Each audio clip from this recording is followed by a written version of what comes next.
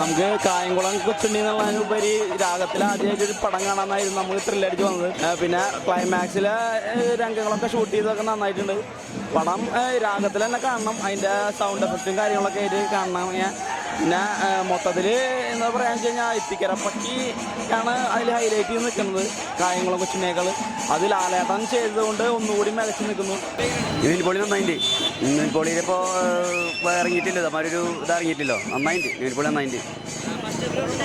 First half കുറച്ച് ലാഗുണ്ട്, പിന്നെ ഇൻ്റർവെല്ലിന് തൊട്ട് മുന്നായിട്ട് പക്കി വരുമ്പോൾ പിന്നെ ഒരു ഇതായി. പിന്നെ ക്ലൈമാക്സ് നന്നായിട്ട് സൂപ്പറോടായിരുന്നു. മോഹൻലാലിൻ്റെ അത്രയൊക്കെ അടിപൊളിയുണ്ട്. നിവിൻ പോളി കിടക്കിണ്ട്, പൊളിച്ചിട്ടുണ്ട്. ഒന്നും പറയാനില്ല, കിടക്കാച്ചെന്ന് പറഞ്ഞാൽ ഒന്നും പറയില്ല. പടം മൊത്തം നല്ല പടം, ചരിത്രമാണ്, അത് എല്ലാവർക്കും അറിയണ തന്നെയല്ല. അതുപോലെ തന്നെ അങ്ങനത്തെ ലെവല് പടം, സൂപ്പർ പടം, എല്ലാവർക്കും കാണാൻ പറ്റിയ തന്നെ നന്നായി റേറ്റിംഗ് കിട്ടും. അങ്ങനത്തെ പടമാണ്. പടം ഗംഭീരമായിട്ടുണ്ട്.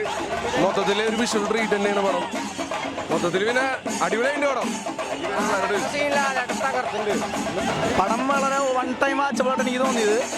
ഫസ്റ്റ് ഹാഫ് നമുക്ക് കുറച്ച് ലാഗുകളുണ്ടെങ്കിലും ലാലേട്ടൻ വന്നോടുകൂടിയിട്ട് പടം ഇങ്ങനെ വെച്ചടി കയറിയിട്ട് ക്ലൈമാക്സ് വളരെ നന്നായിട്ടുണ്ട്. ക്ലൈമാക്സാണ് പറഞ്ഞിരിക്കുന്നത്. പ്രേക്ഷകർ കണ്ടിറങ്ങണവര് മോശം അഭിപ്രായം പറയില്ല എൻ്റെ അഭിപ്രായത്തിൽ. പടം നൈസായിരുന്നു. ഇവിടെ നിവിനാണ്ടും ലാലേട്ടനും പൊളിച്ചടുക്കിൻ്റെ പടം എല്ലാവരും പോയി കാണാം. സൂപ്പർ ഹിറ്റ് ആയിരിക്കും. പൊളിച്ചു നൈസായിട്ട്. നിവിനാട്ടം കലക്കി, ലാലേട്ടൻ കലക്കി, പൊളിച്ച്. നിവിൻ പോളി ഒരു രക്ഷയില്ല. പടം സൂപ്പറാണ്. ലാലെണ്ണ സൂപ്പറായ, നിവിൻ പോളി സൂപ്പറായി. അഭിനയിക്കാനൊക്കെ നല്ല അഭിനയം, എനിക്കിഷ്ടമായി. ലാലേട്ടൻ പൊരിച്ചിട്ടുണ്ട്, അത് സൂപ്പറായിട്ടുണ്ട്. എന്തായാലും കണ്ടിരിക്കുന്നത് പടം കുഴപ്പമില്ല, നല്ല പടമാണ്. ലാലേട്ടൻ സൂപ്പറായിട്ടുണ്ട്. പടം സൂപ്പർ, മാങ്ങ ഹിറ്റ് ആവും. മോഹൻലാലിന്റെ അടിപൊളി സീനാ, അടിപൊളിയാ, സൂപ്പർ ഹിറ്റ് പടം, സൂപ്പർ പടം.